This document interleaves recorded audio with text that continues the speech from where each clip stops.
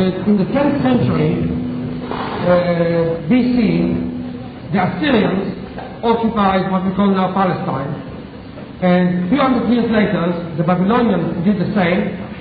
And then in the 4th century BC, the Greeks did the same. And in the 1st century, AD, the Romans came and smashed the state the 4th time. And every time it pushed more Jews, what we call them now Jews, out of the country. And therefore Jews dispersed for a period of nearly 3,000 years.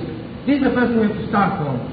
Again, Jews dispersed not only because they were pushed by the power that be, whether the Assyrians, Babylonians, Greeks, or Romans, but also because they were at the center of world trade, and because of that they emigrated and moved with a commercial line.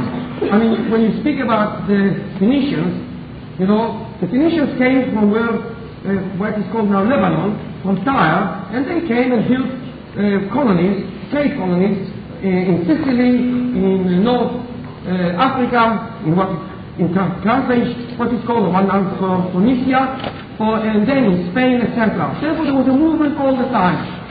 And the truth of the matter is, these Jews were persecuted. It's not something new, the last 10 years or 20 years. It is a very, very old story. There is only one very important difference between now and, let's say, a few hundred years ago. At that time, when Jews moved, they moved in reality, from one country to another, and in the new countries, they managed to establish a corner for their economic existence, for the social existence, etc. There is a German professor of economic history, his name is Dombart, and something like 50 years ago, I think I read his book, perhaps even longer than that, in which it is called Jews and Capitalism. And he shows the development, the movement of capitalism and the movement of Jews geographically are concomitant.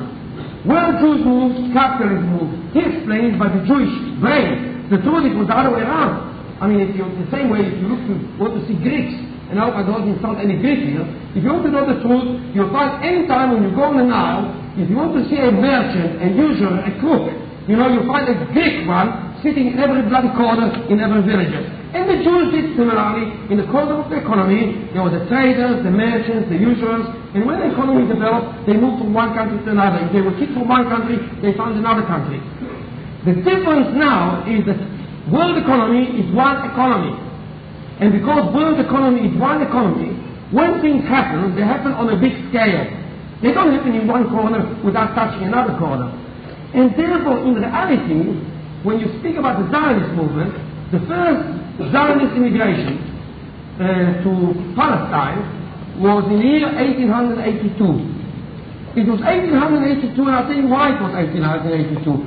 Because in 1881, the Narodniks, the populists in Russia, murdered, assassinated the Tsar, Alexander II. In reply to the assassination of Alexander II, the police organized the Black Hundred.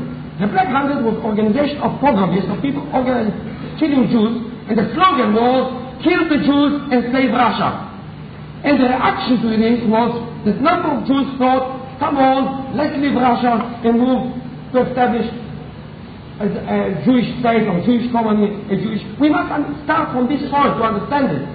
Now, but because at that time the United States was open, still, massive economic development in the United States, massive expansion of the United States, you'll find that the big majority of Jews didn't go to Palestine, they went to the United States. Between the year 1882, right, the first immigration, and the year 1917, the year I which was born, you see the October Revolution in 1917 is famous for two things.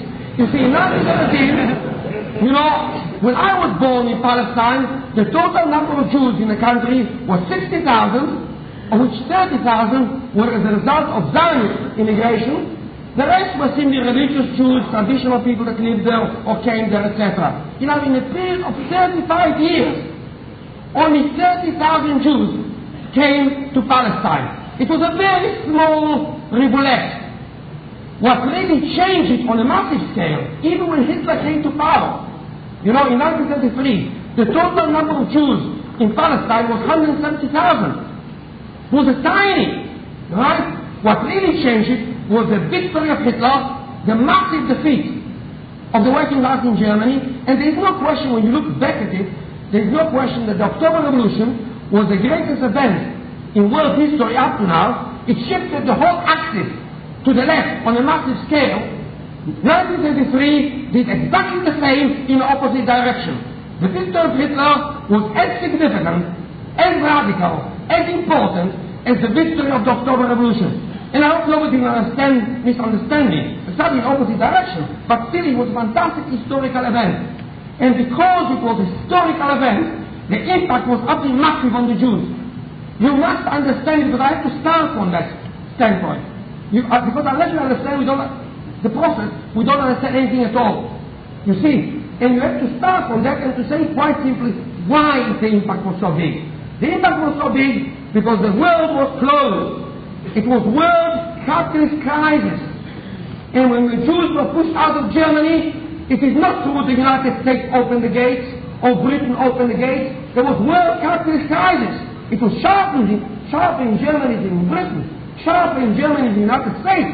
But still the world was closing. And because of that, the Zionist movement really, as a mass movement, is dated from 1933. Until 1933, you'll find that hardly any Jews were Zionists.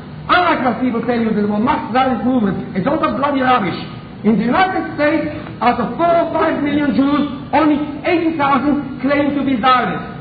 In the whole of Eastern Europe, the big majority of Jews were non-Zionists or anti-Zionists. 1933 changed it. And I have to start with, for Robert to understand it. There is another thing that Robert should understand, because the majority in this room are not Jews. And therefore perhaps you don't understand it. You see, every Jewish family in Europe was involved in the Holocaust. It is not the question where I live. You know, I lived in Palestine. But because families are very well dispersed geographically, I have an uncle and an aunt in Moscow. I have 2 aunts that are dead in the United States. I had relatives in Vienna. I had a first cousin in Holland. I had the brothers of my father in Poland. You know, the thing spread so much that nobody can get out of the Holocaust. It is not something told about somebody else. It is simply individuals that you know directly from your family. And that applies to all European Jews. It doesn't apply to Oriental Jews. If you are a Yemenite, you live in Yemen, or you live in Algeria, or Morocco, you know, their families are not spread in Europe. But if you are a European Jew, like I am, then my family was spread. And therefore a big chunk of them went to the gas chamber. And that's a statement of fact. And you have to start from that. Another thing you have to understand, is very, very important to understand. You see, when people speak about Zionism, because you have always to start from how the thing develops, from Genesis. I believe it started in Genesis, not because the Bible starts in Genesis, but because you want to understand any phenomena, you start to see how it develops. For example, if a man from Mars, a person from Mars, came now to this room and defined a human being, he'll find it very difficult to define, by looking at me, what a human being is. Is glasses part of a human being? Is glasses part of a human being? The answer is no. You have to start with a baby, and you find a baby is born without glasses. That's a fact. Are clothes the start of the human being? No. Babies are born naked. That's a fact of life. Therefore, I believe you have to start from the beginning. You start from the thing which is very, very small and how it develops. And I'll start really from the beginning. The first thing the Zionist movement said, it sounds very innocent. Dr. Herzl, you know, the founder of Zionism, said the aim of Zionism is to give to a people without a country without people. Now this sounds so innocent.